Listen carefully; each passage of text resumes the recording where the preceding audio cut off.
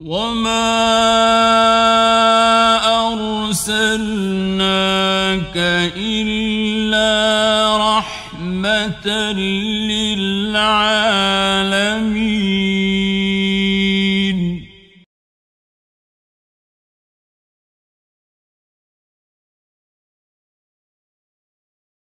কোরাইশ বংশের লোকদের সঙ্গে কায়েস নামে এক কবিলার যুদ্ধ হয়।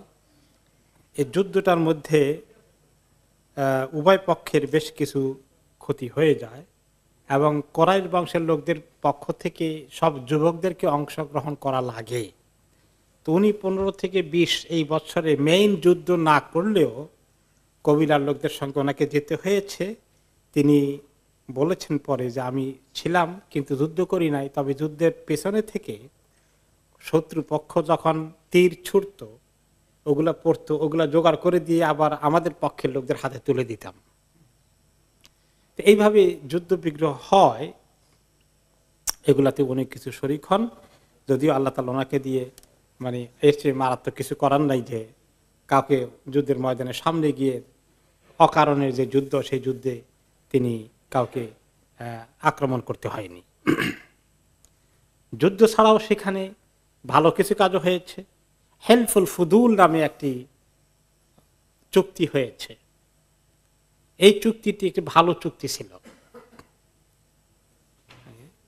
সেই চুক্তিটা হচ্ছে তার কারণ ছিল, ঘটনা ছিল, জোবাইদ নামে এক লোক ইয়ামান থেকে এসেছিল মক্কাতে বেশ কিছু তেজারতের মাল নিয়ে বেচা কিনা করার জন্যে। মক্কা শহর তো আপনারা জানেন সেখানে লোকাল প্রোডাকশন তেমন কিছু ছিল না, বাইরে থেকে আসতো। একদিকে একবার আসতো সিরিয়া অঞ্চল থেকে, আবার আসতো ইয়ামান থেকে। সেই কথা আল্লাহ তাআলা কোরআনে পাকে বলেছেন, রিহলাতা শিতায়ে ওয়াস সাইফ। শীতকালে ইয়ামানে গিয়ে ওনারা ব্যবসা বাণিজ্য করতেন। ওই সময় ইয়ামানটা এত ঠান্ডা পড়ে না। আর সাইফ, এটা ছিল সাইফে ওনারা যেতেন সিরিয়াতে। ওই সময় ওখান থেকে মাল আনতেন বা বিক্রি করতে নিতেন। ওনারা যেমন ব্যবসা করতেন তেমনি ইয়ামানের লোকেরা, সিরিয়ার লোকেরাও আসতো। তো জোবাইদ নামে ইয়ামানি একটা লোক বেশ কিছু মালপত্র নিয়ে ব্যবসা করতে আসলো, মক্কা বিক্রি করলো। মক্কার এক বাটপার ছিল, বাটপার বুঝেন তো, ফ্রড। সে তার নাম হল আল আস ইবনে ওয়াইল। সে কি করলো, ওনার সঙ্গে চুক্তি করে ফেললে তোমার সব মাল আমি খরিদ করে ফেলি, আমি আস্তে আস্তে খুচরা বিক্রি করবো, তোমার এত ঝামেলা করার দরকার নাই, আমি আমার থেকে সব নিয়ে নিবা। এই বাটপার সব নিয়ে নিল। নিয়ে সে কি করলো, আর টাকা পয়সা দেবে না, দেয় না। এরকম ব্যবসা বাণিজ্যের মধ্যে ফ্রডের সন্ধান আমাদের এই জমানায় আছে কিনা? প্রচুর আছে। তো ওই জমানায় জাহেলি জমানায় থাকার কথা, থাকলো এরকম। এখন এই বেচারা জোবাইদের সমস্ত মাল নিয়ে গেল কোরাইশের এক লোক, তার নাম আস ইবনে ওয়াইল, এই ফ্রড। এখন তাকে আসে কিছুই দেবে না, অস্বীকার করছে, বলছে যে তুমি কিছুই পাবা না। এখন সেই বেচারা তাদের আবার ওই সময় অন্য দেশ থেকে আসতে হলো, যারা আসতো নিরাপত্তার জন্য, তারা মক্কার কোন একটা গোষ্ঠীর সঙ্গে প্যাক্ট করতো যে আমার যদি কোনো সুবিধা অসুবিধা হয় তোমরা আমাকে সঙ্গ দিবা, ডিফেন্ড করবা আমাকে। এরকম চুক্তি তাদের সঙ্গে ছিল। যেমন আব্দুদ্দার, মাখজুম, জুমাহ, সাহাম, আদি ইবনে কাব, এই সমস্ত কবিলার সঙ্গে সে যোগাযোগ করলো, সবার সঙ্গে দেখা সাক্ষাৎ করলো। আমি তো একটা বাটপারে খপ্পরে পড়েছি, প্লিজ আমাকে হেল্প করো, আমার অনেকগুলো টাকা আত্মসাৎ করে দিয়েছে, আমি তো একদম সর্বনাশ হয়ে গেল। কিন্তু কিছুই কেউই আসলো না, কারণ যে লোকটা আল আস ইবনে ওয়াইল সে বড় ধরনের একটা দুষ্কৃতিকারী, তার সঙ্গে ঝামেলা জড়াতে কেউ চাইল না। যেটা এখন আমাদের দেশের অবস্থা, কোনো দুষ্কৃতিকারী যদি কোনো একজন ভদ্রলোকের বাড়িঘর দখল করতে শুরু করে সব কিছু নেয়, টাকা পয়সা কেড়ে নিয়ে যা রাস্তার মধ্যে চিৎকার করে, কয়জন আসবে এগিয়ে আসতে? মানুষ এরকম হয়ে যায় যখন সমাজের মধ্যে নিয়ম নীতি থাকে না। দুষ্কৃতিকারীদের কাছে তারা সবাই মনে হয় যেন দুর্বল হয়ে যায়। যখন বেচারা দেখলো এই জোবাইদি যে কোনো উপায় নাই, আমাকে কেউ সাহায্য করবে না, বেচারা ফাইনাল চেষ্টা করলো সাইদা আলা জাবালে আবি কুবাইস, আবু কুবাইস পাহাড়ের উপরে উঠলো। আপনারা জানেন আবু কুবাইস পাহাড়ের ঘটনা আরো আছে। নবী করিম সাল্লাল্লাহু আলাইহি সাল্লামের উপরে যখন ওহী নাযিল হলো, আল্লাহ তাআলা নির্দেশ দিলেন এখন দাওয়াত দেন সবাইকে। কোন পাহাড়ে উঠলেন? আবু কোবাইস। আবু কোবাইস এবং সাফা পাশাপাশি, সাফার উঁচু অংশেই বলতে পারেন আবু কোবাইস। তো এখানে তারা যে কোনো জরুরি অ্যানাউন্সমেন্টের জন্য, কোনো বিপদের খবর, ভালো খবর প্রচার করতে হলে মক্কা শহরে সবাইকে জানাতে হলে ওই পাহাড়ের উপরে সবাই উঠে। ওয়াইল নামে বা জোবাইদি এই লোকটি চিন্তা করলো যে আমি এই বুদ্ধিটা করি, দেখি কোনো উপায় পাই কিনা। তখন সে পাহাড়ের উপরে উঠলো। কোন সময়? একদম সূর্য উদয়ের সময়। ওই সময় দুনিয়াটা কোয়াইট থাকে, সবাই ঘুম থেকে উঠে। আর ওই সময় মেইনলি যারা কোনো জরুরি খবর দিয়ে সবার দৃষ্টি আকর্ষণ করতে চায় ওখানে উঠে। আর কোনো মাইকিং তো ব্যবস্থা নাই তখনকার জামানায়। আর প্রাকৃতিক এই পরিবেশে তখন ওই আওয়াজ দিলে পাহাড়ে উঠে মক্কা শহর মোটামুটি পুরোটাই কাভার হয়ে যায়, সবাই শুনতে পায়। সে চিৎকার করে বলল যে, একটা কবিতা পড়ল যে, ইয়া আলা ফিহরিন লিমাজলুমিন বিদাতুহু বিবাতনি মাক্কাতা না ইয়াদারি ওয়ান নাফারে।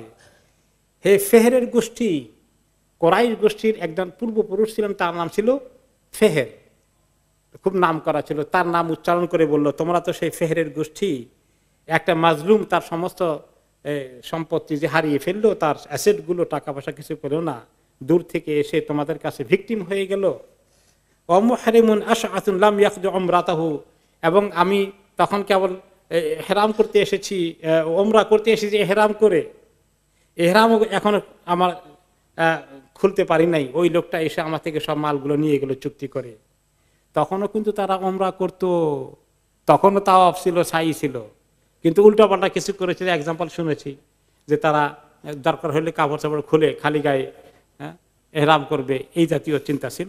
তারপর উমরা ছিল যে উমরা করতে এসেছি, এখন উমরা কাপড়ও খুলি নাই, আর আমি ভিকটিম হয়ে গেলাম। ইয়ালির রিজালি বাইনাল হিজরি ওয়াল হাজারি, এই যে হাজারে আসওয়াদ মাকামে ইব্রাহিমের পাশে যারা আসো মানুষ, তোমরা কেউ আমাকে সাহায্য করবে না। ইন্নাল হারাম লিমান তাম্মাত কারামাতুহু ওয়ালা হারাম আলাই সাবিল ফাজিরিল গাদরি। হারাম, এই মসজিদের নাম মসজিদে হারাম। এই এরিয়া একটা হারাম এরিয়া। এই হারামের মধ্যে যদি তোমরা এরকম যারা সীমা লঙ্ঘনকারী, দুষ্কৃতিকারী, তাদেরকে তোমরা যদি না থামাও, এবং তাহলে এই হারামের অর্থ কি থাকলো আর, যেখানে লোকেরা নিরাপত্তা পাওয়ার কথা। এখন এই তার অ্যানাউন্সমেন্ট, এই কবিতা পড়ার কাহিনী শুনে কিছু লোকের মন গড়ল, তার ব্যাপারে সিম্প্যাথি আসলো। তার মধ্যে অন্যতম একজন ছিলেন আব্দুল মুত্তালিবের পুত্র, তার নামও আবার জোবাইর। সে জোবাইর নবী করিম সাল্লাল্লাহু আলাইহি ওয়াসাল্লামের চাচা। সে উঠে তার লোকদেরকে বলল, মা লিহাযা মাতরুকুন, আমরা এইভাবে একটা অসহায় লোককে ছেড়ে দিতে পারি না, আমাদের সমাজে জুলুমের শিকার হবে, আর আমরা কিছু করব না। তখন সবাই মিলে চিন্তা করলো, বনু হাসেম, বনু জোহরা, বনু তামিম, এভাবে মিলে তারা একটি ঘরে জমায়েত হলো। আব্দুল্লাহ ইবনে জাদআন নামে এক ব্যক্তি, তাদের মধ্যে বেশ মুরব্বী কিসেমের, এবং তার কথা সবাই মানে। তার বাড়িতে গিয়ে সবাই একত্রিত হলো, কুরাইশের নেতৃবৃন্দ সবাই মিলে তারা একটি ঐক্যবদ্ধ চুক্তি করলো যে না, আমরা এই মাজলুমের হক আদায় করে দেব, এবং এখন থেকে মক্কায় কোনো পথিক এসে বা কোনো অন্য দেশের কোনো লোক এসে যদি যে কোনো কারণে জুলুমের ভিকটিম হয়ে যায়, মাজলুম হয়ে যায়, আমরা সবাই মিলে তার সাহায্য করব। আমরা সমস্ত কবিরার পক্ষ থেকে আমরা একমত হয়ে গেলাম, এবং সবাই সেখানে এই একমত হয়ে গেলেন। এবং এটার নাম হলো হেলফ আল ফুদুল। হেলফুল ফুদুল, বাংলাতে আমরা পড়েছি হেলফুল ফুজুল। ওই যে দলিন না জলিন, এই মুশকিলে পড়ে গেছেন আর কি। আরবিতে হেলফুল ফুদুল। ওকে, হেলফ মানে চুক্তি, এগ্রিমেন্ট, ট্রিটি। আল ফুদুল আসলে ফাদেলের বহুবচন ফুদুল। ফাদেল আরবিতে খুবই মহান কিছু মহান ব্যক্তিকে বলা হয় হাদা রাজুলুন ফাদেল, তিনি অত্যন্ত মহৎ ব্যক্তিত্বের অধিকারী। ফাদেল, এটাও আবার দলিন জলিনের প্রবলেম পড়ে হয়ে গেছে ফাজেল। এখন যখন ফাজিল বলে বাংলায়, এখন এটা অর্থ কি হয়ে গেছে, পুরো উল্টা। এই লোকটা বড় ফাজিল প্রকৃতির লোক, ফাজলামি করো কেন তুমি। কিন্তু আসলে অরিজিনালি ফুদুল এর কোন কোন সেন্সে, নেগেটিভ সেন্সে যদিও আসে, কিন্তু অ্যাকচুয়ালি এটার অর্থ হচ্ছে অনেক মহত্ব, ফদল, ফুদুল, আল্লাহর অনেক ফদল আমাদের প্রতি আছে, আল্লাহর অনেক মহত্ব দিয়ে তিনি আমাদেরকে দয়া মায়া করেছেন। এটা ভেরি পজিটিভ সেন্স। আর কোন কোন সময় নেগেটিভ সেন্সে আসে, ফুদুল মানে অতিরিক্ত, তো অতিরিক্ত কথা বলে তো ফাজিল, এভাবে লোকেরা বলে আর কি, কিছুটা না কিছু আরবিতেও আছে। যাই হোক, হেল্পফুল ফুদুল, এরা সবাই কেন এই ফুদুলের নাম হয়েছে, লিয়ান আউয়াল মান দুইয়া ইলাইহি সালাসা কুল্লুহুম ইসমুহুম ফদল। এই হেল্পফুল ফুদুল, ফুদুলদের চুক্তি বা এগ্রিমেন্ট, দুইটি রিওয়ায়াত আসছে। একটা আসছে যে তিনজন লোক সর্বপ্রথম এই বিষয়ে প্রস্তাব করে এবং তারা ঐক্যমতে আসে, এইরকম চুক্তি করার খসড়া তৈরি করে সবার সামনে প্রেজেন্ট করে। তিনজনের নামই ফদল। একজন আল ফদল ইবনে ফুদালা, আরেকজনের নাম আল ফদল ইবনে ওয়াদা, আরেকজনের নাম আল ফদল ইবনুল হারিস। তিন ফদল বহু বচন করলে আরবিতে হয়ে যায় ফুদুল। এই যে ফদলওয়ালাদের এই চুক্তি খসড়া, এই হিসাবে হেল্পফুল ফুদুল নাম। আবার কেউ কেউ বলেছেন না, অন্য কারণে হয়েছে। সেটা হচ্ছে যে চুক্তিটি ছিল অত্যন্ত মহত্বের একটা চুক্তি, একটা মহৎ চুক্তি, মহান কাজের সিদ্ধান্ত নেওয়া হয়েছে, এই জন্য এর নাম হয়েছে হেল্প আল ফুদুল, ফজিলতের চুক্তি, যে চুক্তিটা অত্যন্ত মহৎ। নবী করিম সাল্লাল্লাহু আলাইহি ওয়াসাল্লাম নিজে এই চুক্তির মিটিংয়ে উপস্থিত ছিলেন এবং তিনি পরবর্তী পর্যায়ে বলেন, লাকাদ শাহিদতু ফি দারি আব্দুল্লাহ ইবনে জাদআন আও জুদআন হেলফান লাউ দুঈতু বিহি ফিল ইসলাম লা আজাবতু। আমি ইসলামের আগে আব্দুল্লাহ ইবনে জাদআনের বাড়িতে হওয়া এই মহান চুক্তিটার মধ্যে উপস্থিত ছিলাম। এটা আমার কাছে খুবই ভালো চুক্তি মনে হয়েছে। মক্কায় অন্যায়ভাবে রক্তপাত বন্ধ হওয়া, ওকে, কারো জুলুমের প্রতিকার করা, মজলুমের সাহায্যে এগিয়ে আসা, এই সমস্ত কাজের চুক্তিটা অত্যন্ত মহৎ চুক্তি ছিল। জাহিলি পিরিয়ডে হলো একটা বড় ভালো কাজ হয়েছে। আজকেও যদি কোনো কারণে কোনো কওমের মধ্যে এরকম বিপদ আপদ আসে বা কোনো জায়গায় বিশৃঙ্খলা দেখা দেয়, তিনি বললেন, রাসূলুল্লাহ সাল্লাল্লাহু আলাইহি ওয়াসাল্লাম সময় বড় হওয়ার পরে, নবী হওয়ার পরে বললেন, আজকেও যদি এরকম কোনো চুক্তির আহ্বান কোনো জায়গা থেকে আসে, এরকম পরিস্থিতি সৃষ্টি হয়ে যায়, তাহলে আজকেও ইসলামের পরেও আমি এরকম চুক্তিতে এগিয়ে আসব। কারণ ভালো চুক্তি, ভালো আন্ডারস্ট্যান্ডিং কোনো কওমের মধ্যে, বিভিন্ন সম্প্রদায়ের মধ্যে যদি হয়ে যায়, তাহলে এই সমস্ত চুক্তিতে অত্যন্ত ভালো কাজ, আল্লাহ এই সমস্ত কাজ অবশ্যই পছন্দ করেন।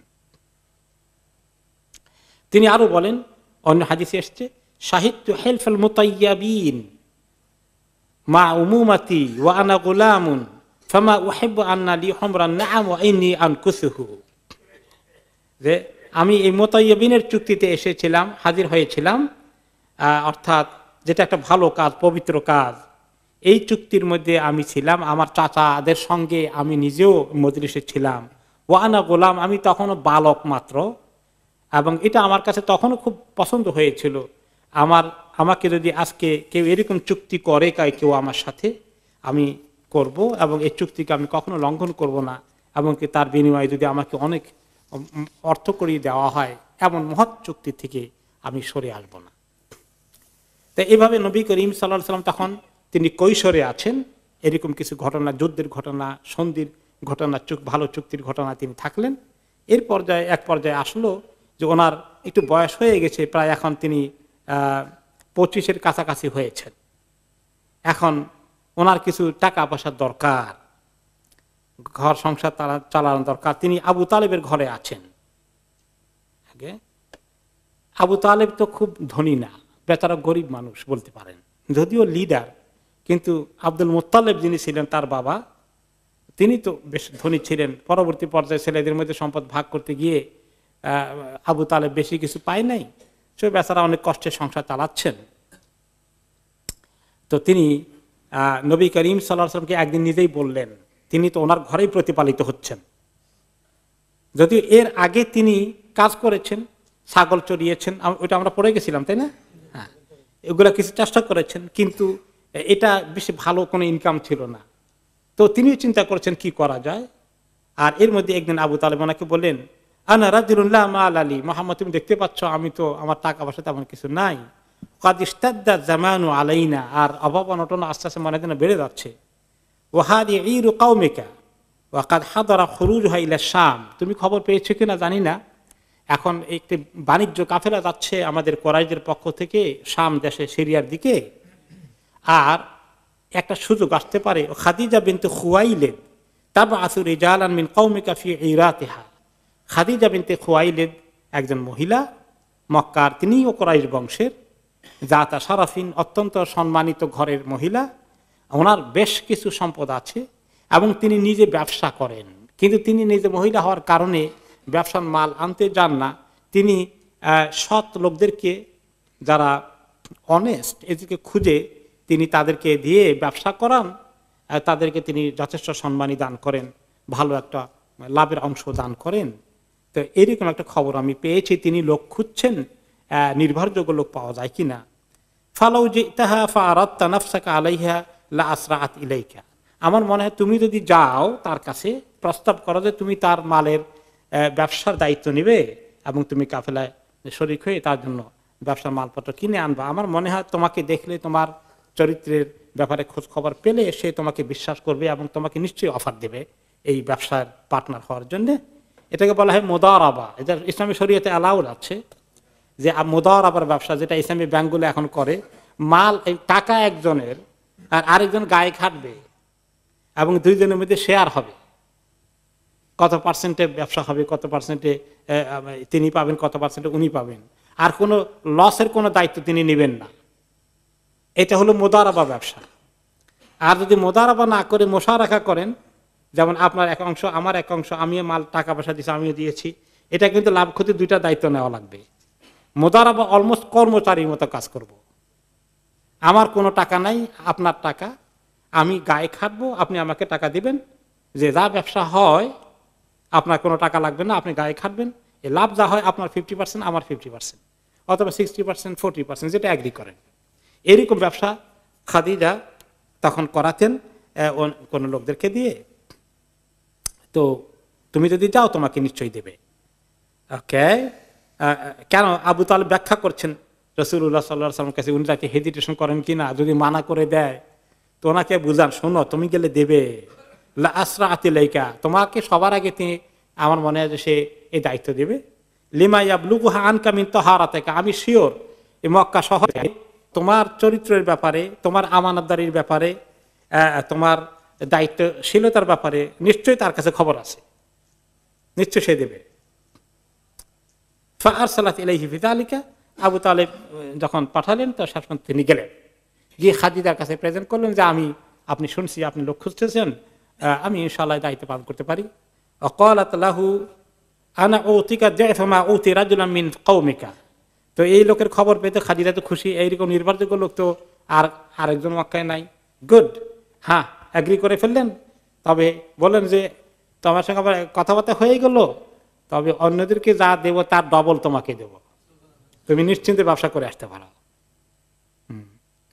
তো তিনি বাড়িতে আসে খবর দিলেন আবু তালেবকে। আবু তালেব বলে খুব খুশি হয়ে গেলেন, হাযা রিজকুন কাদ সাকাহু আল্লাহু ইলাইক, মাশাআল্লাহ, আল্লাহ তাআলা তোমার দিকে রিজিক নিয়ে আসছেন, মাশাআল্লাহ, তোমার রিজিকের দরজা খুলে গেছে। তো নবী করিম সাল্লাল্লাহু আলাইহি সাল্লাম গেলেন খাদিজার ব্যবসার দায়িত্ব নিয়ে, আর খাদিজা তার সাথে দিয়ে দিল তার বিশ্বস্ত গোলাম কৃতদাস মাইসারা, তাকেও সাথে দিল একটু অ্যাসিস্ট করার জন্য, অ্যাসিস্ট্যান্ট হিসাবে। তারপরে তারা ওখানে গেলেন, যাওয়ার পরে তো ব্যবসা বাণিজ্য তিনি করলেন। তারপরে নবী করিম সাল্লাল্লাহু আলাইহি ওয়াসাল্লাম যখন সফর করতেছেন, মাইসারা দেখলেন যে এই লোকটা ডিফারেন্ট লোক, অবজার্ভ করতেছি, এমন লোকটা কখনো দেখেন এই মাইসারা। তিনি যখন হাঁটেন, ম্যাগ এসে ওনাকে ছায়া দেন, তাকে দেখলেই মানে অন্যরকম মনে হয়, চলা ফেরা, কথা বার্তা, আদব আখলাক সাংঘাতিক। এরপরে নবী করিম সাল্লাল্লাহু আলাইহি ওয়াসাল্লাম ব্যবসা যখন করলেন, ওখানে খরিদ করতে গিয়েছেন। তো খরিদ করতে গিয়ে একজন যার থেকে ব্যবসা ডিল করবেন, কি কথা প্রসঙ্গে সে বলল যে আরবরা তো কসম করতে হলে কসম করে লাত আর উজ্জার নামে, বললো যে তাহলে মুহাম্মদ এই কথা এভাবে লেনদেন করবা, ঠিক আছে, তো তুমি কসম করো, ইহলিফ বিল্লাতি ওয়াল উজ্জা, তোমার কওমের মতো লাত আর উজ্জার কসম নিয়ে বলো, কারণ লাত আর উজ্জা হলো আরবদের, কুরাইশদের বড় মাবুদ। ফাকাল রাসূলুল্লাহ সাল্লাল্লাহু আলাইহি ওয়াসাল্লাম মা হালাফতু বিহিমা কাত, ওয়া ইন্নী লা আমুররু ফাউরিদ আনহুমা, কয় শোনো আমি এই দুইটার নামে জীবনেও কসম করি নাই, আমি ওদের সামনে দিয়ে গেলেও কোনোদিন তাদের কাছে একটু আমি আগাইনি। তাদের আরব কোরাইশরা কি করেছে, তাদের কাছে কত কিছু চেয়েছে, তাদের শরীর মুছে নিজের শরীরে লাগিয়েছে, যেরকম আমাদের মাজারের মধ্যে মুছে লাগায়, বুঝলেন, এই মাজার ওয়ালারা তো ওইখান থেকেই নিছে শিরক। হ্যাঁ, তো এরকম তারা গায়ে লাগায় কত কিছু করে, আমি জীবনেও টাচও করি নাই, কাছেও যাই নাই, কিচ্ছু চাইনি, আমার দ্বারা এটা হবে না ভাই, তুমি ওইটা ছাড়া যদি আমার সঙ্গে কারবার করতে পারো ওয়েলকাম। ফাকালা রাজুল কাউলু কাউলুক, খালাস তোমার কথাই ঠিক, যাও তোমার কথা বিশ্বাস করে ফেললাম, ওই তোমার মাবুদের কসম লাগবে না, ওকে। অতঃপর রাসূলুল্লাহ সাল্লাল্লাহু আলাইহি ওয়াসাল্লাম মাইসারাকে নিয়ে মালপত্র নিয়ে মক্কায় ফেরত আসলেন। মাইসারা এমন ভালোবাসলো নবী করিম সাল্লাল্লাহু আলাইহি ওয়াসাল্লামের প্রতি, এত সম্মান সৃষ্টি হয়ে গেল, সেই মনে হয় যেন খাদিজার কৃতদাস না, সে যেন মুহাম্মদের কৃতদাস, এমন সম্মান শুরু করে দিল। ওকে, তারপরে তিনি বললেন, মাইসারা বললেন, ইয়া মুহাম্মদ ইনতালিক ইলা খাদিজা ফাআখবিরহা বিমা সানা আল্লাহু লাহা আলা ওয়াজহিকা, ওকে, ফাইন্নাহা তা'রিফু যালিকা লাকা। ওকে, নবী করিম সাল্লাল্লাহু আলাইহি ওয়াসাল্লাম কে মাইসারা বলেন, চলেন আপনি সহ, মাল তো নিয়ে আসছেন, আমার কাছে হ্যান্ড ওভার না করে দিয়ে আপনি সহ আসেন, খাদিজার সঙ্গে দেখা হবে এবং আপনি বলবেন মাশাআল্লাহ আপনি তো খুব ভালো ডিল করেছেন, যেটা আর কেউ পারে নাই, খুব ভালো ডিল করে নিয়ে আসছেন উনি, ব্যবসা বাণিজ্য মাশাআল্লাহ অন্যদের তুলনায় চমৎকার ডিল করে নিয়ে আসছেন, আপনি নিজের মুখেই ওনাকে বলেন, উনি খুব খুশি হয়ে যাবেন।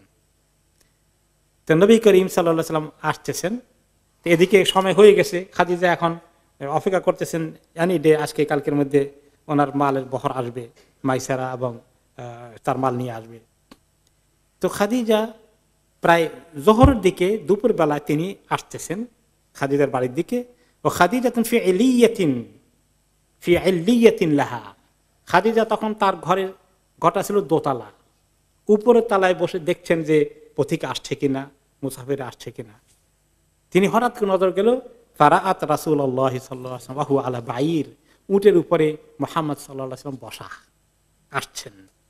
ওয়া মালাকানি ইউযিল্লানিহি, আর উপর দিক থেকে মানে দুইজন ফেরেশতা তাকে ছায়া দিয়ে দিয়ে নিয়ে আসছেন। ফাআরাতু নিসাআহা ফাআজিবনা লিযালিকা, খাদিজা তার সঙ্গে আরো কিছু তার সঙ্গিনী ছিলেন, কিছু বন্ধু বান্ধবী ছিলেন, দেখো দেখো দেখো এক তামসা দেখো, ওই যে দেখো এই লোকটা আসছে, দুই ফেরেশতা তার মাথার উপরে ছায়া দিয়ে দিয়ে তাকে নিয়ে আসছেন, কি ঘটনা। ওয়া দাখালা আলাইহা রাসূলুল্লাহ সাল্লাল্লাহু আলাইহি ওয়াসাল্লাম ফাখাব্বারহা বিমা রাবিহু ফি ওয়াজহিহিম ফাসুররাত বিযালিকা, নবী করিম সাল্লাল্লাহু আলাইহি ওয়াসাল্লাম ঘরে এসে প্রশ্ন বললেন যে মাশাআল্লাহ চমৎকার ডিল হয়েছে, এত এত এই পরিমাণ লাভ হয়েছে, এত লাভে ডিল করে আসেছি। অতঃপর মাইসারা সবকিছু তাকে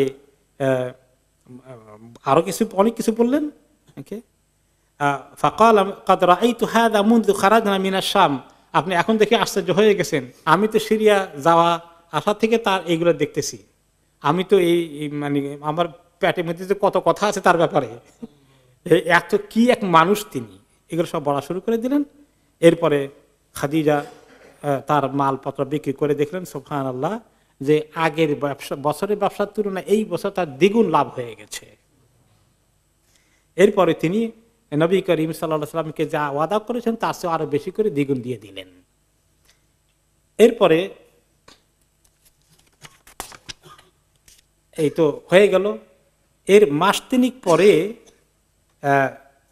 খবর হচ্ছে যে খাদিজা তো আসলে অসম্ভব ব্যক্তিত্ব সম্পন্ন মহিলা ছিলেন, আরবদের মধ্যে অত্যন্ত সম্মানিত ব্যক্তিত্ব, ওনাকে ওনার চারিত্রিক বৈশিষ্ট্য অনেকের কাছে ছড়িয়ে গেছে, এই জন্য অনেকে ওনা খাদিজাকে টাইটেল দিয়েছে তাহেরা, পবিত্র, পবিত্রা যিনি।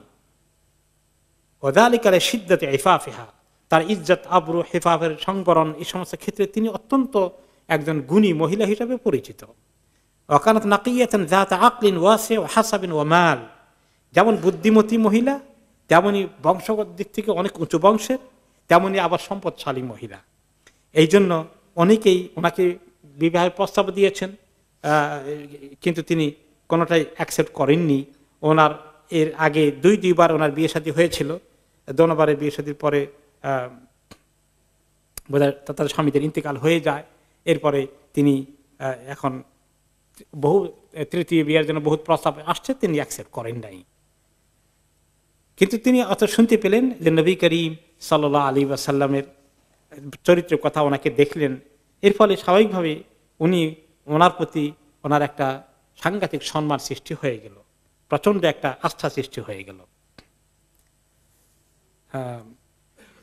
প্রসঙ্গক্রমে তিনি তার যে অত্যন্ত ঘনিষ্ঠ বান্ধবী ছিলেন নাফিসা বিনতে মুনাইয়া, তার কাছে তিনি নবী করিম সাল্লাল্লাহু আলাইহি ওয়াসাল্লাম পেশ করলেন যে এই লোকের প্রস্তাব যদি নেওয়া যায় আমি কিন্তু কনসিডার করতে রাজি আছি, যদি আমি অনেকের প্রস্তাব ফেরত দিয়েছি, কিন্তু এই লোকটা আমার কাছে মনে হচ্ছে অসম্ভব একজন ভালো মানুষ, অত্যন্ত বৈশিষ্ট্যের অধিকারী, ওনার প্রস্তাব যদি পাওয়া যায় তাহলে আমি কিন্তু কনসিডার করব। তো এখন এই নাফিসা ওনার বান্ধবী, খাদিজার বান্ধবী, তিনি নিজেই এই কাহিনী বলছেন পরবর্তী পর্যায়ে যে খাদিজার সঙ্গে কিভাবে নবী করিম সাল্লাল্লাহু আলাইহি ওয়াসাল্লাম বিয়ে শাদী হলো।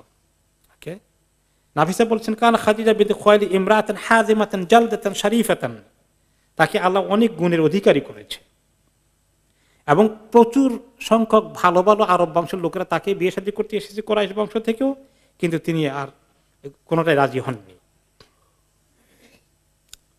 কিন্তু যখন মুহাম্মদ সাল্লাল্লাহু আলাইহি ওয়াসাল্লাম ব্যবসা বাণিজ্য করে আসলেন,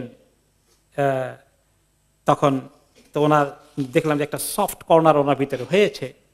তো আমি ওনাকে বললাম, নাফিসা বললেন যে খাদিজাকে বললাম আমি এক কাজ করি, আমি দেখি এটা প্রস্তাব নিয়ে চিন্তা করি, আমাকে কিছু করতে দেন।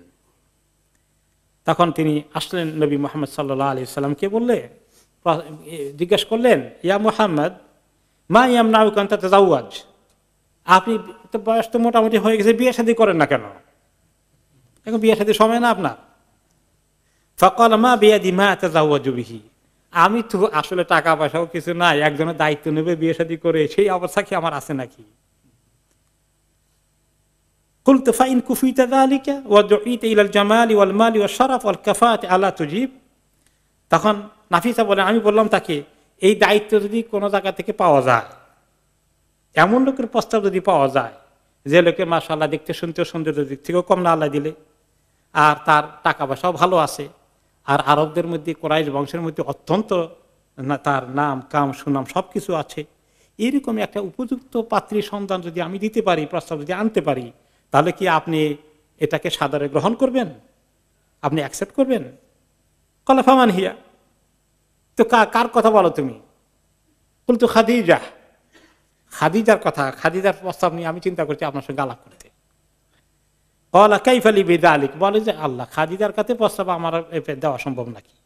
সেই বেচারি কত মানে পজিশনওয়ালা ব্যক্তিত্ব, আমি একজন সাধারণ এতিম থেকে বড় হয়েছি, কেবল তেমন কিছু নাই, আবু তালেবের ঘরে আমি আরেকজনের ঘরে মানে লালন পালন পেয়েছি, এইরকম প্রস্তাবকে তিনি অ্যাকসেপ্ট করবেন নাকি?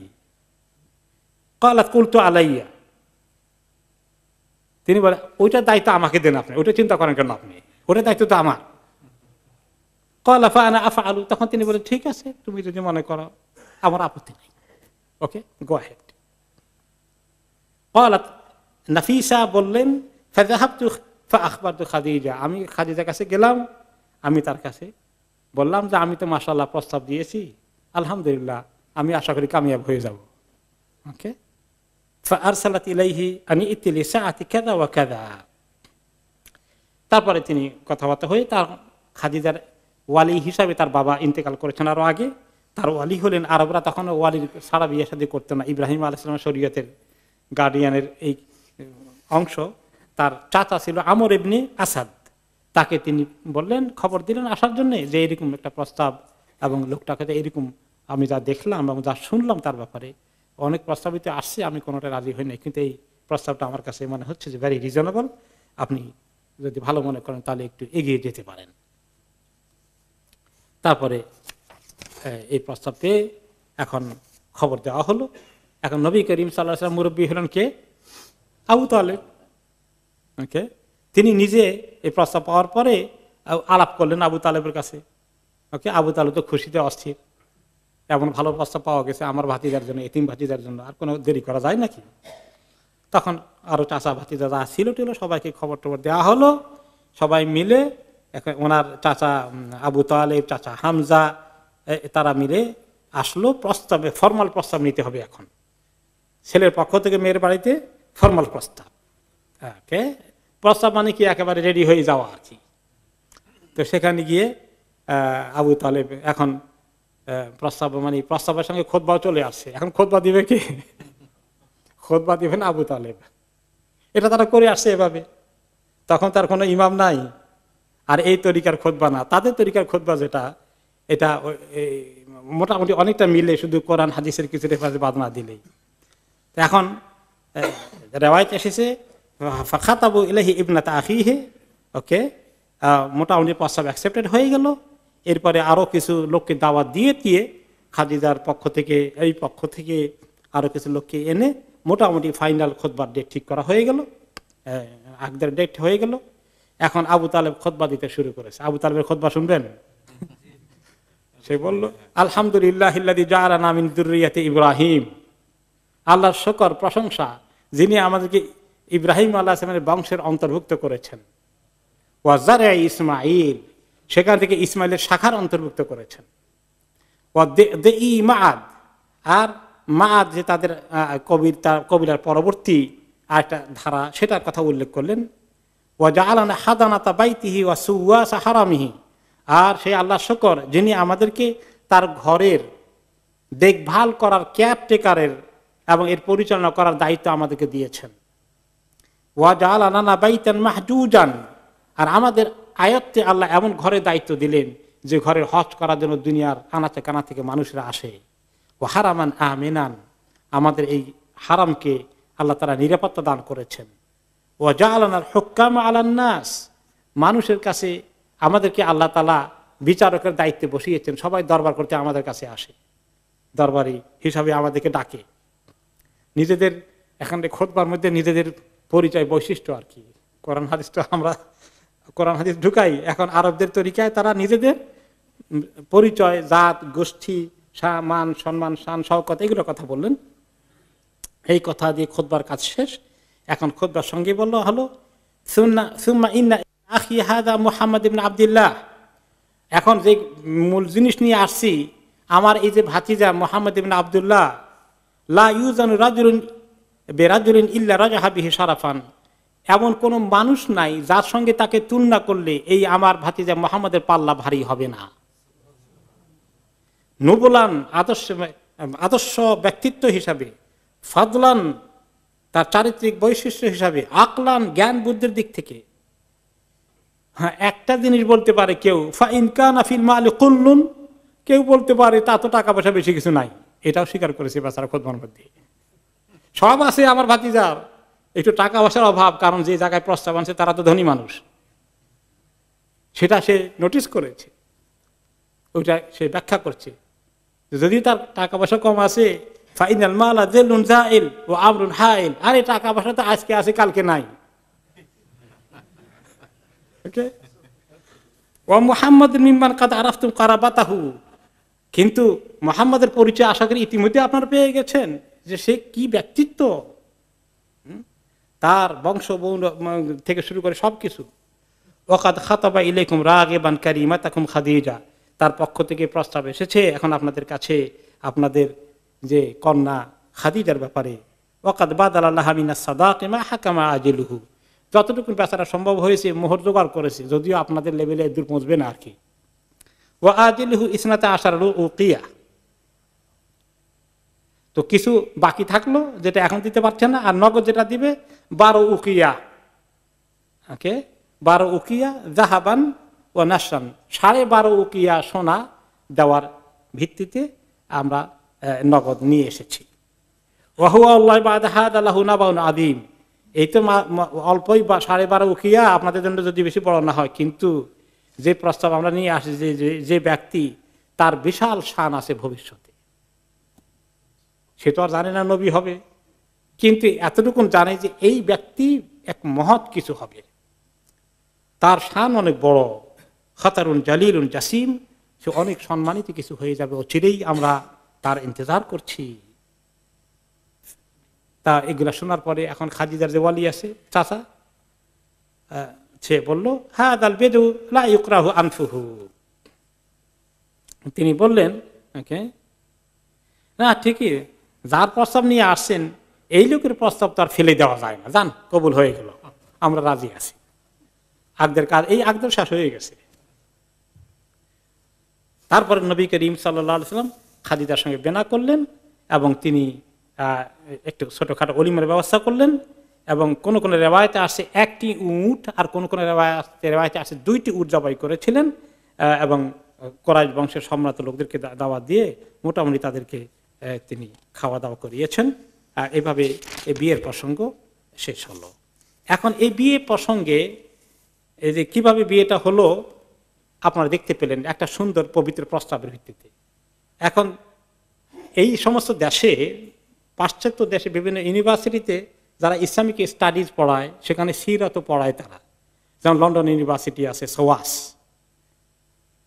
এখানেও এগুলো ডিগ্রি দেওয়া হয়। এখানে তারা কি করে, খাদিজা রাদিয়াল্লাহু আনহার বিয়েটা নবী করিম সাল্লাল্লাহু আলাইহি ওয়াসাল্লাম বিয়ে যে হয়েছে এখানে তারা প্রেমের সন্ধান করে, নাউজুবিল্লাহ। এবং আমি জানি ঢাকা ইউনিভার্সিটি থেকে একজন ইসলামের ইতিহাস, আমরা তো যেটা এখন সিরাতে পাক পড়ছি এটা তো ইসলামের ইতিহাস, ইসলামের ইতিহাসের জন্য পিএইচডি ডিগ্রি করতে লন্ডন এসেছেন সোয়াস ইউনিভার্সিটি থেকে। পরে ঢাকায় ইউনিভার্সিটিতে গিয়ে আবার তিনি ইসলামিক হিস্ট্রির প্রফেসর হয়েছেন। ওনার এক ছাত্র আমাকে বললেন যে ওই প্রফেসর এখান থেকে পিএইচডি নিয়ে গেছেন সিরাতে পাকের উপরে, গিয়ে যখন সিরাত পড়াচ্ছেন নবী করিম সাল্লাল্লাহু আলাইহি ওয়াসাল্লামের বিয়ের প্রসঙ্গ যেটা আসছে খাদিজার সঙ্গে বললেন যে দেখো খাদিজা খুব সুন্দরী ছিলেন আর মুহাম্মদের যুবক, এখন দেখা সাক্ষাৎ হলে যা হওয়ার তাই হয়েছে, তারপরে বিয়ে শাদী হলো। নাউজুবিল্লাহ মিন যালিক, দেখছেন অবস্থা। মুসলমান এইগুলো নিয়ে যায় এই সমস্ত দেশ থেকে, কারণ ওরিয়েন্টালিস্ট যারা, ওরিয়েন্টালিজমের অর্থই হচ্ছে মুসলমানদের দিন ধর্মের মধ্যে কোরআনের মধ্যে কোথায় কোথায় ত্রুটি আছে খুঁজে খুঁজে তারা বাইর করার চেষ্টা করে, ত্রুটি থাকলে না পাবে। নবী করিম সাল্লাল্লাহু আলাইহি ওয়াসাল্লামের সিরাতে পাকের এই সমস্ত বিষয়গুলো বিভিন্ন কাহিনী তারা বানায়, মা আয়েশাকে ছোট বয়সে বিয়ে হয়েছে কেন ইত্যাদি নিয়ে তারা মুসলমানদের মাথায় এগুলো ঢুকাই দেয়। আর কিছু মুসলমানদের যাদের ইমান, আকিদা, ইসলামী লেখাপড়া, কোরআন হাদিসের জ্ঞান দুর্বল, আর এখানকার ডক্টরেট ডিগ্রি নিয়ে বড় পণ্ডিত হয়ে গেছেন, তারা এগুলাকে সমানে বিশ্বাস করে আর এগুলো নিয়ে তারা এভাবেই কথা বলে, নাউজুবিল্লাহ। এমনকি কোন কোন রেওয়ায়েতে আসছে যে এই জাতীয় একটা নকল হাদিসে পাওয়া গেছে যে নবী করিম সাল্লাল্লাহু আলাইহি ওয়াসাল্লাম নাকি প্রকাশ করেছেন তিনি খাদিজাকে নাকি খুব পছন্দ করেছেন, বিয়ে করার জন্য অস্থির হয়ে গেছে, নাউজুবিল্লাহ। এই সমস্ত হাদিসের কোনো গোড়া নাই। এইভাবে ওই হাদিসগুলো ইসলামের দুশমনরাই জোগাড় করেছে। আপনারা জানেন নকল হাদিস কেন হয়েছে, 2 নম্বর হাদিস কেন পাওয়া গেছে, যেগুলোকে বলা হয় মওদু, বানানো হাদিস, ইসলামের দুশমনরা এগুলো অন্যগুলোর পিছনে কন্ট্রিবিউট করেছে। তো আমরা সহিহ হাদিসের যে রেওয়ায়েত শুনলাম সিরাতে পাক থেকে, এটাই সত্য কথা, এটা স্বাভাবিক প্রস্তাব এবং তার ভিত্তিতে বিয়ে শাদী স্বাভাবিকভাবেই একজন ভালো মানুষ পেয়েছেন খাদিজা রাদিয়াল্লাহু আনহা। উনি তো নিজে তার সঙ্গে গিয়া নিজের তো কোনো মানে সম্পর্ক পাতার চেষ্টা করেন নাই, তিনি একটা ভালো মানুষের ব্যাপারে এক জায়গায় আলোচনা করেছেন, প্রস্তাব এসেছে। এবং আরব দেশে কিন্তু তখন দেখেন যদিও নবী করিম সাল্লাল্লাহু আলাইহি ওয়াসাল্লামের বয়স 25 এবং খাদিজার বয়স তখন কত 40, এটা আরবদের মধ্যে কিন্তু বিয়ে শাদীর ব্যাপারে অনেক ফ্লেক্সিবিলিটি ছিল। অনেক বড় মানুষ ছোট মেয়েকে বিয়ে করতে, ছোট মানে বয়সের ছোট মানুষ তার বড় মহিলাকে বিয়ে করতে, এগুলো আরবদের কাছে ভ্যারি ইজি ছিল। যদি আমাদের সমাজে ভ্যারি স্ট্রিক্টলি এগুলো মেনটেন করা হয় যে আমরা এগুলোকে মানে খুব বেখাপ্পা মনে করি, কিন্তু আরবদের কাছে এটা একটা ইজি গোয়িং ম্যাটার ছিল, এটা কোনো আশ্চর্যের বিষয় ছিল না। বিশেষ করে আবু তালেব এবং তাদের পরিবারের জন্য এটা বড় একটা সুযোগ ছিল, তারা অত্যন্ত খুশি মনেই এটাকে অ্যাগ্রি করেছেন। আর নবী করিম সাল্লাল্লাহু আলাইহি ওয়াসাল্লাম নিশ্চয়ই ওনার ব্যাপারে শুনেছেন যে এইরকম একজন মহিলা ব্যক্তিত্ব সম্পন্ন, কাজে এইখানে একটা মানুষের মনের ভিতরে যদি কারো ব্যাপারে রেসপেক্ট হয় তাহলে এটার নাম তো আর এরকম উল্টাপাল্টা যেগুলো এশকের কথা মানুষের আবিষ্কার করে এগুলো তো কিছু না। এরপরে এই খাদিজা রাদিয়াল্লাহু তাআলার সঙ্গে ওনার বিয়ে শাদীটা কত সুন্দর হয়েছে আপনারা জানেন, এগুলোর কাহিনী পরে আসবে যখন আমরা এক পর্যায়ে খাদিজা রাদিয়াল্লাহু আনহার কথা বিস্তারিত জানবো সিরাতে পাকের ভিতরে ইনশাআল্লাহ। ওনার কাছ থেকেই নবী করিম সাল্লাল্লাহু আলাইহি ওয়াসাল্লাম অনেক সন্তান পেয়েছেন। এই খাদিজার বিয়ে আগে 2 বার হয়েছিল। একজনের নাম ছিল আতিক ইবনে আইদ, তার ঘরে একটি সন্তানই হয়, অতঃপর এই ব্যক্তি কি তালাক দিলেন না মারা গিয়েছেন সেটা অবশ্য আমার চেক করার সুযোগ হয়নি। আর দ্বিতীয়বার বিয়ে হয় খাদিজার আবু হালা ইবনে মালিক নামে আরেক লোকের সঙ্গে, তার থেকে খাদিজার 2টো সন্তান হয়েছিল। এরপরে নবী করিম সাল্লাল্লাহু আলাইহি সাল্লামের সঙ্গে যখন ওনার চুক্তি বিয়ে শাদী হয়, তিনি তারপরে খাদিজা রাদিয়াল্লাহু তাআলা আনহার পক্ষ থেকেই ওনার পেট থেকেই নবী করিম সাল্লাল্লাহু আলাইহি সাল্লামের সমস্ত সম্পদগুলো সন্তানগুলো আসে, একমাত্র ইব্রাহিম ছাড়া। সর্বশেষে ইব্রাহিম এসেছিল মারিয়া কিপ্তিয়া থেকে, আর বাকি কোন বিবির ঘর থেকে সন্তান হয় নাই ওনার, একমাত্র খাদিজা রাদিয়াল্লাহু আনহা থেকে সন্তান হয়েছে। এবং ওনার সন্তান যারা ছিল তার মধ্যে একজন ছিলেন মেয়ে জাইনব, আরেকজন নাম ছিল রুকাইয়া, আরেকজন উম্মে কুলসুম, আরেকজন ফাতেমা। কয়জন? 4 জন মেয়ে। প্রথম 3 জন মেয়ে ওনার জীবদ্দশায় ইন্তেকাল হয়ে যায়। শুধুমাত্র ফাতেমা রাদিয়াল্লাহু আনহা বেঁচে থাকেন। নবী করিম সাল্লাল্লাহু আলাইহি সাল্লামের 6 মাস পরে ওনার ইন্তেকাল হয়। আর ওনার ছেলে হিসাবে বেশ কয়েকজন আসে। প্রথম সন্তান হয় ছেলে আল কাসেম, কাসেম নামে, যেখান থেকে ওনার নাম হয়েছে বা কুনিয়াত হয়েছে আবুল কাসেম। এরপরে কাসেম ও ছোট বয়সে মারা যায়। পরবর্তী পর্যায়ে ইব্রাহিম তিনিও মারা যান। কাসেমের পরে আরো সন্তান আসে, আব্দুল্লাহ নামে আরেকজন সন্তান আসে, তিনিও ছোট বয়সে মারা যান। আব্দুল্লাহর অপর নাম আত-তাইয়িব, আরেক নাম আত-তাহির। তাহলে কাসেম এক সন্তান, এক ছেলে, তারপরে 4 মেয়ে, এরপরে আসে আরেক ছেলে আব্দুল্লাহ, তার নাম হচ্ছে তাইয়িব এবং তাহির। ওকে, এরপরে সেও মারা যায়। এরপরে আমরা জানি মারিয়া কিপ্তি থেকে ইব্রাহিম, তিনিও ছোট বয়সেই ইন্তিকাল করেন। ওকে, নবী করিম সাল্লাল্লাহু আলাইহি ওয়াসাল্লাম ছেলেগুলো যখন মারা গেল পরপর, আপনারা জানেন নবুয়ত পাওয়ার পরে তারা ওনাকে নাম দিল কি তখন, যে ওনাকে এই লোকের, যে লোকের ছেলে বাঁচে না, ছেলে হয় না অথবা হইলেও বাঁচে না, এই লোকের বংশ কাটা, নির্বংশ। এবং তারা বলল আবতার। তখন আল্লাহ রাব্বুল আলামিন ওহী নাযিল করলেন পরবর্তী পর্যায়ে যে আমি আপনাকে কাউসার দিয়েছি, এত বড় নিয়ামত দিয়েছি। তারা আপনাকে নির্বংশ মনে করে, আপনার মধ্যে কোনো কল্যাণ নাই মনে করে, এবং যাদের ছেলে মেয়ে হয় না তাদেরকে কিন্তু লোকেরা মনে করে এদের মধ্যে বরকত কম, নাউজুবিল্লাহ। কিন্তু আল্লাহ তাআলা বলেন ইন্না শানিয়াকা হুয়াল আবতার, আপনার দুশমনরাই হচ্ছে তাদের মানে কল্যাণ থেকে বঞ্চিত, কল্যাণ কাটা। তাদের কিছু ভালো কিছু পেছনে থাকবে না, আপনার সবকিছুই ভালো থাকবে।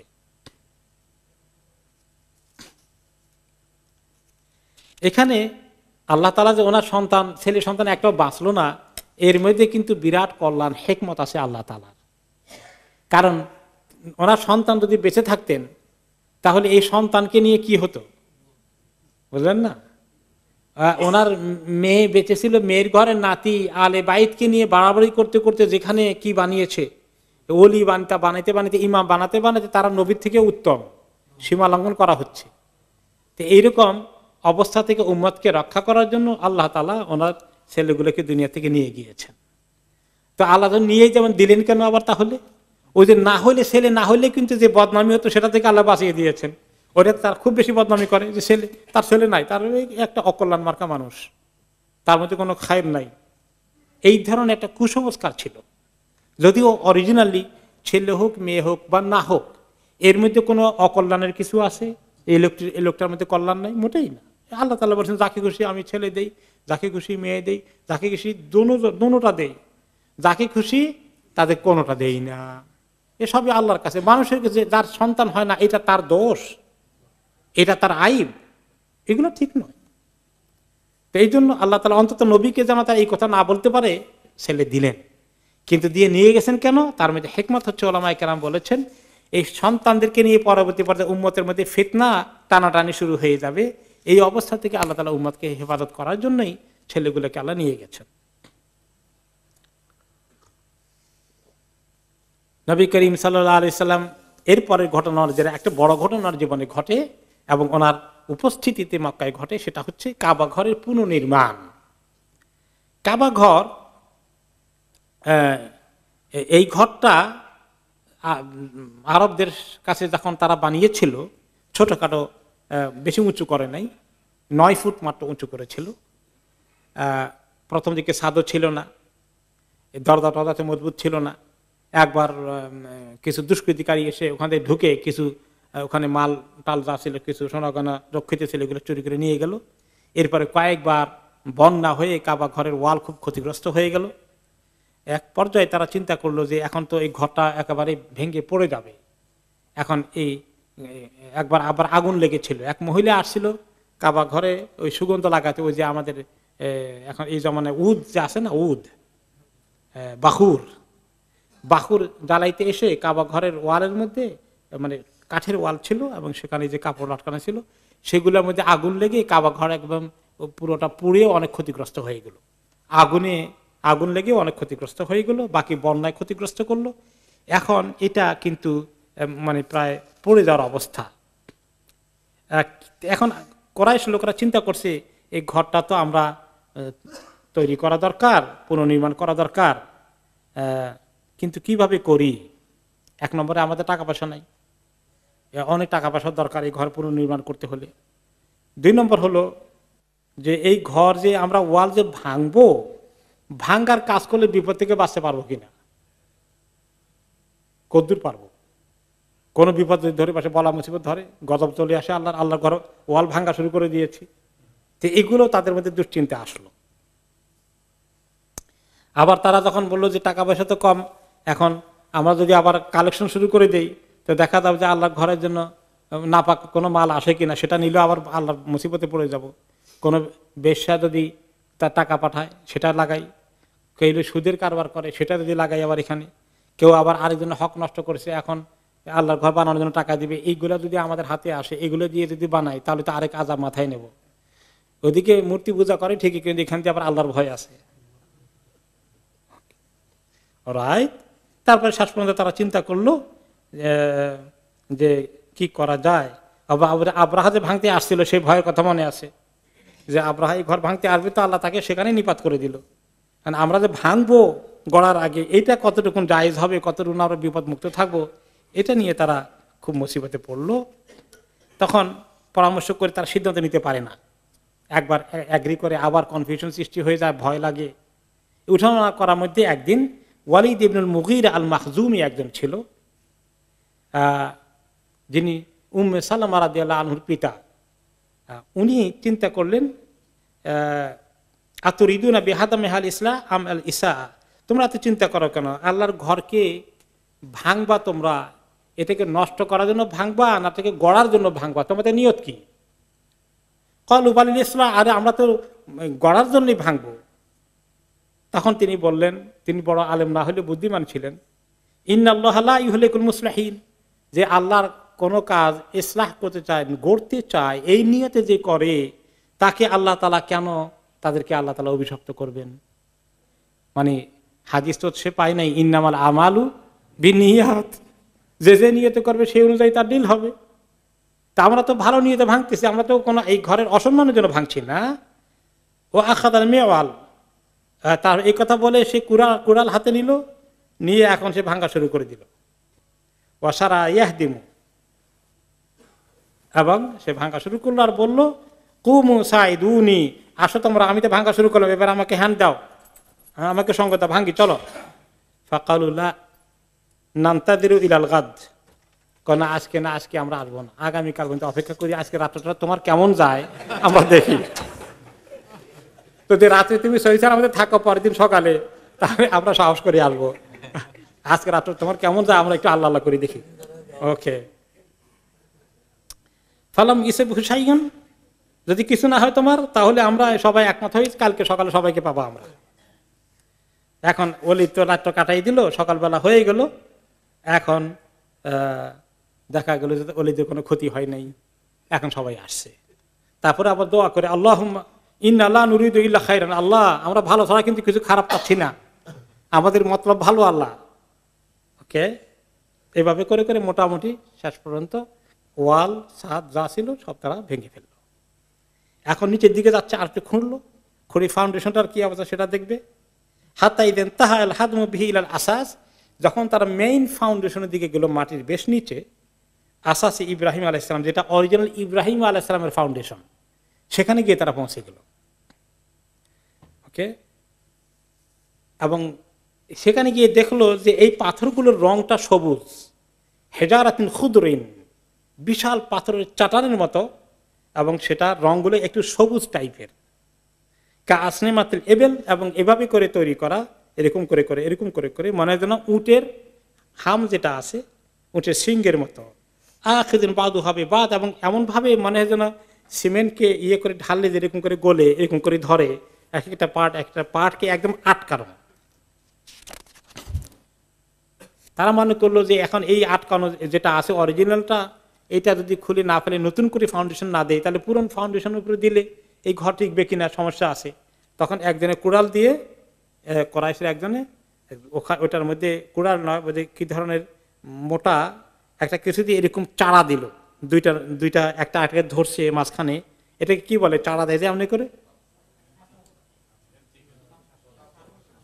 শাবলের মতো কিছু একটা, শাবল, এইরকম করে চারা দিল একটা, লিয়াকলা আবি আহাদুহা, দেখি একটা উঠানো যায় কিনা, সরানো যায় কিনা। ফালাম্মা তাহাররাকাল হাজার তানাক্কাসাত মাক্কাতু বিআসরিহা, যখন ওখানে চারা দিল, পাথর একটু নড়লো ঠিকই, কিন্তু গোটা মক্কা শহরে মনে করেন একটা ছোট ভূমিকম্প হয়ে গেল। ফান্তাহু আন যালিকাল আসা, সবাই বলে খবরদার আর আগাইও না, এটা ধরা যাবে না, এটা ধরলে সে ভূমিকম্প নাজিল হয়ে যাবে। তো জানে তো যে এই ঘর তো ইব্রাহিম আলাইহিস সালামের ইতিহাস, আর ইব্রাহিম আলাইহিস সালামের ইতিহাস তো আল্লাহ তাআলার সঙ্গে সম্পর্ক, এখানে সামথিং অন্যরকম আছে, এটা বুঝে। এখন মক্কার সবাই এই ঘরের নির্মাণ কাজে অংশগ্রহণ করতে, কুরাইশদের বিশেষ করে লিডারগুলো সবাই আসছে, কারণ এটা শরফ, এটা একটা ফজিলত, এটা একটা মর্যাদা। এই ঘরে তারা ফিজিক্যালি সবাই এটাকে ভাঙার কাজে আছে, এবং তারপর নির্মাণের কাজে আসলো। তো নির্মাণ করবে যে কবিলা, উপকবিলা, কবিলার বিভিন্ন গোত্রের উপগোত্র, এগুলো তো এখন তো মানুষ তো অনেক, এখন সবাই কে কোনটা করবে, কোন দিকে ধরবে, এই যাতে বিশৃঙ্খলা সৃষ্টি না হয়ে যায়, কেউ বেশি করবে, কেউ কম, কেউ জায়গায় পাবে না, তা আমাকে করার জায়গায় দেয় না, সেই সব একলাই করে, এগুলো নিতে আবার দরবার শুরু হয়ে যাবে। তখন তারা ঠিক করলো যে এই কবিলে এই অংশ, এই কবিলে এই অংশ, এই কবিলে এই অংশ ভাগ করে দিল, কারণ এই ঘরের বরকত এবং শরফ এবং মর্যাদা কেউ মিস করতে চায় না। তো এইভাবে তারা ভাগ করে নিয়ে নির্মাণের কাজ প্রায় শেষ হয়ে গেল।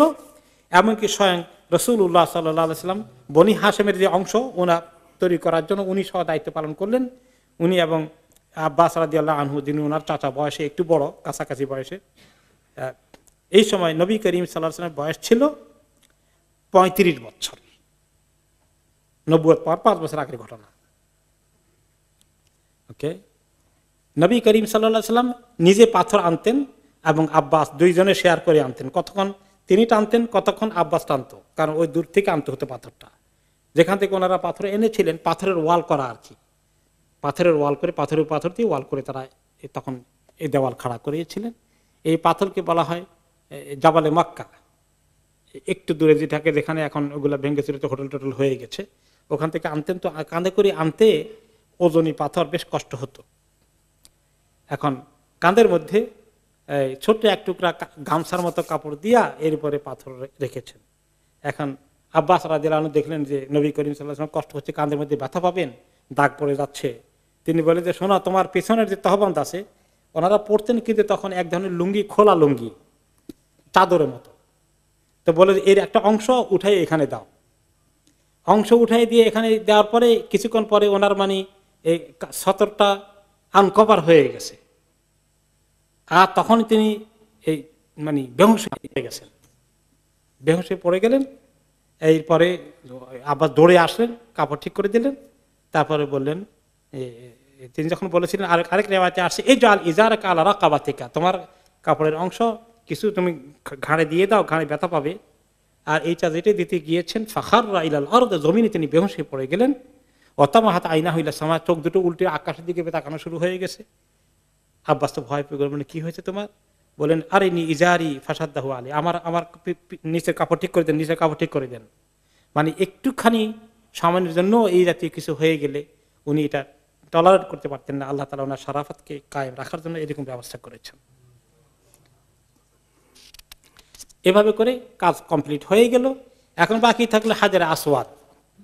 এটাকে কোথায় রাখা হবে, কেমনে মানে যে জায়গায় রাখবে, কে রাখবে, এটা তো আর এত 100 জনে মিলিত রাখতে পারবে না, বা কয়েকশো জন কবিলা সবাই রাখতে চাইবে, কি করা যায়। এটা নিয়ে অনেক দরবার হচ্ছে, প্রায় 4 দিন চলে গেল, কোনো তারা ফয়সালা করতে পারছে না, কেউ ছাড় দেবে না। এখন এক পর্যায়ে মানে যাকেই বাদ দেওয়া হবে সেই এটার জন্য যুদ্ধ করবে, মক্কায় একটা যুদ্ধ হয়ে যাবে, এমন অবস্থা হয়ে গেল। ফামাকাসাত কুরাইশুন লিযালিকা 4 লায়ালিন আও 5, কোন কোন রিওয়ায়াতে 4 দিন গেল, কোন কোন রিওয়ায়াতে 5 দিন গেল, এটা দরবার মিটানো যাচ্ছে না। তো একদিন আবু উমাইয়া ইবনুল মুগীরা আল মাখজুমি, ইনি হলেন উম্মে সালামা রাদিয়াল্লাহু আনহার পিতা, খুব মুরব্বী ছিলেন। ওনার ওই সময় তিনি কুরাইশদের মধ্যে সবচেয়ে প্রবীণ, সবচেয়ে বড় মুরব্বী এবং খুব জ্ঞানী লোক ছিলেন। তো উনি একটা ফয়সালা দিলেন যে, শোনো ইয়া মাশারা কুরাইশ, কুরাইশ বংশের লোকেরা আমার কথা শুনো, ইজআলু বাইনাকুম ফীমা তাখতালিফুনা ফীহি, তোমরা যে বিষয়ে ইখতিলাফ করছো, ঝগড়া করছো, বাদানুবাদ হচ্ছে, কোনো ফয়সালা আসতে পারছো না, আমার পরামর্শটা শুনো। আউয়ালা মান ইয়াদখুলু মিন বাবি বনি শাইবা, বনি শাইবা দিয়ে আগামীকাল সকালে ভোরে যে ব্যক্তি প্রথম ঢুকবে তাকে তোমরা ধরো, ওকে তোমরা ফয়সালাকারী হিসাবে মেনে নাও। সে যে ফয়সালাটা দিবে সবাই যেন সেই ফয়সালা একমত হয়ে যায়। আর কতদিন তোমরা এরকম তর্ক বিতর্ক, তোমাদের মধ্যে ঝগড়া লড়াই চলবে, এটা অ্যাগ্রি করো। তার মাথায় এই বুদ্ধি বা আসলেই কেমনি, আল্লাহ তাআলা দিয়ে দিয়েছেন, কোন কাজে কাকে কাজে লাগাবেন। সবাই বলে ঠিক আছে, ভালো হয়েছে, আর কত ঝগড়া করব। আগামীকাল সকালে যেই বেচারা সবার আগে আসে, উঠে ঘুম থেকে উঠে আল্লাহ ঘরের দিকে আসে, তাকে আমরা সবাই মানবো, যে আপনাকে মানলাম, আপনি যে ফয়সালা দিবেন আমরা সেই ফয়সালা অ্যাগ্রি করব। সবাই অ্যাগ্রি করে ফেলেছে।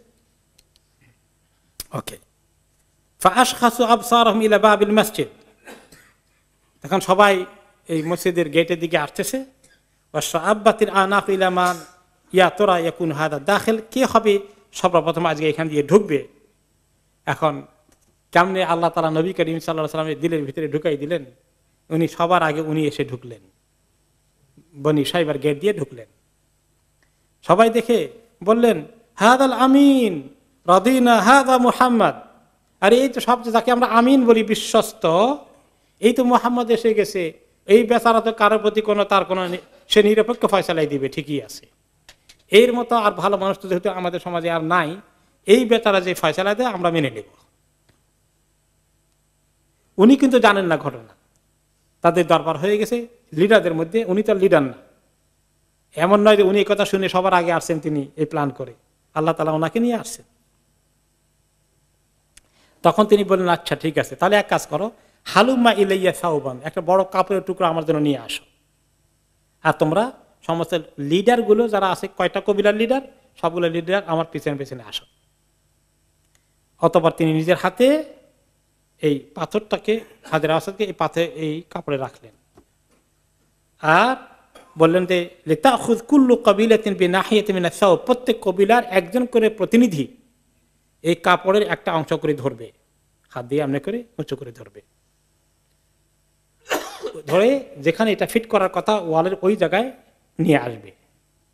তারপরে তারা নিয়ে আসলো, এরপর তিনি নিজের হাতে ওখানে ফিট করে দিলেন। এবং এইভাবে আল্লাহ তাআলা একটা বড় সমাধান করে দিলেন, যে তাদের একটা যুদ্ধ হওয়ার অবস্থা থেকে তারা বেঁচে গেল।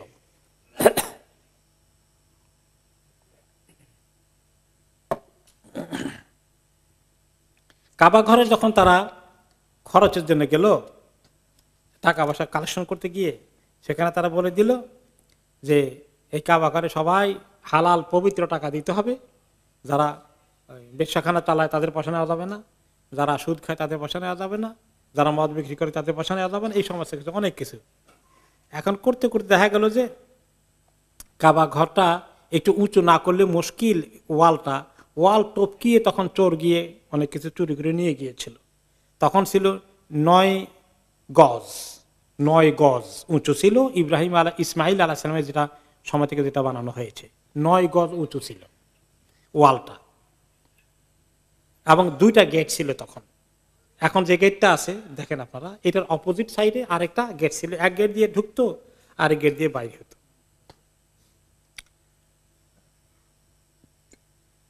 কিন্তু এখন নবী করিম সাল্লাল্লাহু আলাইহি ওয়াসাল্লাম পরবর্তী পর্যায়ে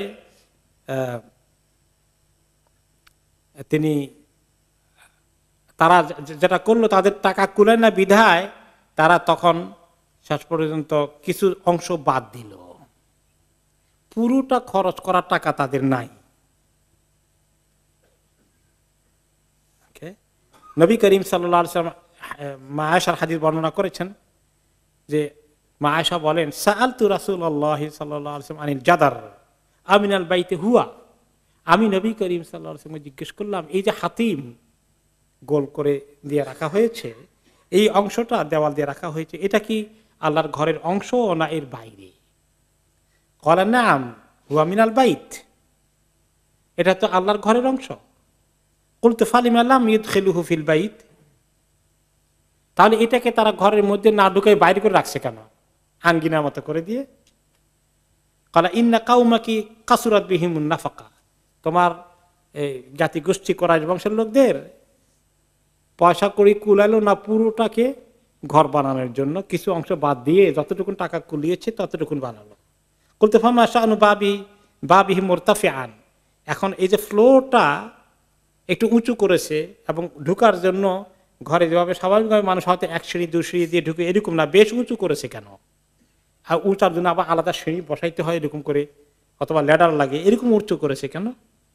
বলল যে ফাআলা যালিকা কওমিকা লিয়াদখুলু মান শাআউ ওয়া ইয়ামনাউ মান শাআউ, তারা দুই কারণে করেছে। একটা তো হলো চোর যাতে সহজে না ঢুকতে পারে সিঁড়ি না থাকলে, দুই নম্বর হচ্ছে সবাই যাতে না ঢুকতে পারে, কুরাইশ লোকেরা কন্ট্রোল করবে কাকে ঢুকাবে কাকে ঢুকাবে না, তাদের হাতে কন্ট্রোলটা থাকলো। ওকে, এখন আমার মনে চাচ্ছিল যে এই কাবা ঘরের এই উঁচু, এত উঁচুটা বাদ দিয়ে একটু নিচু করে দিয়ে, যাতে মানুষের উঠতে কেউ ঢুকতে চাইলে ইজি হয়, আর দুইটা গেট করে দিতাম, এক গেট দিয়ে ঢুকে আর এক গেট দিয়ে বাইর হয়ে যাবে, আর ওই বাকি অংশটাকে আল্লাহর ঘরের ভিতরে ঢুকাই ফেলতাম। এটা আমার খুব মনে চাচ্ছিল ফাতে মক্কার পরে এই কাজটা করার জন্য, মক্কা বিজয়ের পরে। তো কেন করবেন না ইয়া রাসূলুল্লাহ? এই জন্য করবো না যে তোমার কওম কুরাইশ বংশের লোকেরা কেবল সেই দিন ইসলাম কবুল করছে, এখন আমি যদি কাবা ঘরের এই স্ট্রাকচার চেঞ্জ করে ফেলি, ওইদিকে হাতিমকে ঢুকাই, ফ্লোরকে নিচু করে দিয়ে আর একটু মাটির লেভেলে কাছাকাছি নিয়ে আসি, দরজা দুইটা করি, বলে দেখো মোহাম্মদ আমাদের কিচ্ছু ঠিক রাখবে না, সব উল্টাবে খালি তার কাজ, আল্লাহর ঘরটারেও সে উল্টা পাল্টা করে তার মন মতো স্ট্রাকচার করছে, এটা নিয়ে খামাকে একটা ফিতনা করবে। এই ভয় না থাকলে আমি কিন্তু কাবা ঘরকে দুইটা গেট করে দিতাম, হাতিমকে ঢুকাই দিতাম, আর একটু নিচু করে দিতাম ফ্লোরটাকে, যাতে মানুষ ইজিলি ঢুকতে পারে। এই পর্যন্ত তিনি আর করলেন না। পরবর্তী পর্যায়ে অবশ্য আব্দুল ইবনে জুবাইর রাদিয়াল্লাহু আনহুর কথা আপনারা জানেন, তিনি উমাইয়া বংশের শাসনের সময় মক্কা হেজাজ অঞ্চলের তিনি একরকমের স্বাধীনতা ঘোষণা করে তিনি সেখানকার কতদিনের ইমারতের দায়িত্ব পালন করেন, এবং তিনি চিন্তা করলেন যে রাসূলুল্লাহ সাল্লাল্লাহু আলাইহি ওয়াসাল্লামের যে ইচ্ছাটা ছিল, ওই ইচ্ছাটা তিনি পূরণ করতে পারেন নাই, কারণ তখনকার মক্কাবাসী ছিল নও মুসলিম, তারা এটা মানতে কষ্ট হতো। এখন তো নও মুসলিম না, আব্দুল্লাহ ইবনে জুবাইরের টাইমে সাহাবীদের যাওয়ার পরে প্রায় তাবেঈদের টাইম শুরু হয়ে গেছে, এখন আমরা চাইলে তো এটাকে ওইরকম করে ফেলতে পারি, ওনার ইচ্ছাটা পূরণ হয়ে যেতে পারে, এখন কেউ প্রতিবাদ করবে না। তো তিনি তাই কি করলেন, ওটাকে ঢুকাই ফেললেন, গেট দুইটা বানালেন, ওনার সময় ওটা পুনর্নির্মাণ করলেন। এবং ওনার সময় তিনি যে পিলার ব্যবহার করছেন, কাঠের মজবুত পিলার, এটা একটা পিলার এখনো আছে। আপনারা যারা মক্কায় যান, মক্কার এই একটা মিউজিয়াম আছে কাবা ঘরের, বাইতুল্লাহর মিউজিয়াম, ওখানে গেলে একটা বড় লম্বা কাঠের একটা পিলার আছে, এবং তার ওখানে নিচে দিয়ে বোধহয় একটু ইয়ের ফ্রেমের মতো আছে, আয়রন ফ্রেমের মতো আছে, ওখানে লেখা আছে এই পিলারটা আব্দুল্লাহ ইবনে জুবাইরের টাইমের পিলার। তো উনি এই কাজটা করে হাতিমকে ভিতরে ঢুকাই দিলেন, এভাবে চলল। পরে ওনার কতদিন পরেই আবার উমাইয়া বংশের লোকেরা যুদ্ধ করে ওনার সঙ্গে যুদ্ধ হয় এবং উনি নিহত হন, এবং মক্কার দখল আবার উমাইয়া খলিফাদের হাতে চলে যায়। তারা তখন এসেই প্রথম কাজ কি করলো, যে আব্দুল্লাহ ইবনে জুবাইর যে কাজ করছে এটা উল্টাও, আবার হাতিম বানাও, আবার যেভাবে ছিল এই দুই দরজা জায়গা এক দরজা করো, আবার উঁচু করো ফ্লোর, সব উল্টাই ফেললো। এভাবে উমাইয়া বংশ শাসন পর্যন্ত এভাবে চললো। উমাইয়া বংশের শাসন ছিল প্রায় 99 বছর। এরপরে যখন আব্বাসিয়া বংশ আসলো, 99 বছর পরে উমাইয়াদের সঙ্গে যুদ্ধ করে আব্বাসিয়ারা ক্ষমতায় আসলো। তারা বললো যে উমাইয়ারা যেটা করছে এটা এবার আমরা উল্টাবো, আমরা আবার আব্দুল্লাহ ইবনে জুবাইর যেখানে নিয়ে গেছিল সেখানে নিয়ে যাবো। তখন ইমাম মালিকের কাছে তারা ফতুয়া চাইলেন যে কাজটা করা ঠিক হবে কিনা।